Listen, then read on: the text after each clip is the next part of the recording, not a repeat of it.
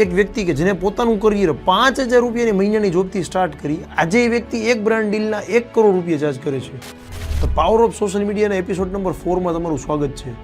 દિલ્હીનો એક છોકરો કે જેનું કોઈ લાંબુ કરિયર નથી, પોતે પોતાની લાઈફ રેસ્ટોરન્ટમાં સિંગર તરીકે સ્ટાર્ટ કરે છે, કોઈ ફ્યુચર પ્લાન નહીં, કોઈ ફેન ફોલોઈંગ નહીં. આખા મહિનાના અંતે એમને 5,000 રૂપિયા મળે.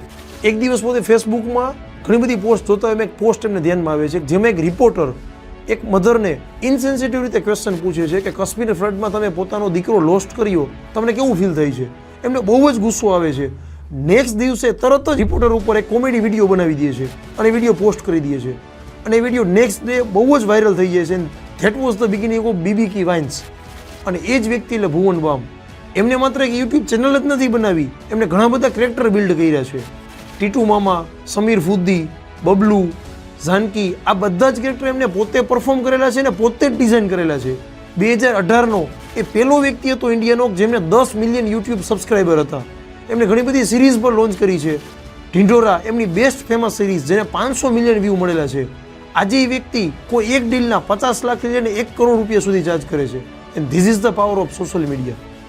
જય હિન્દ.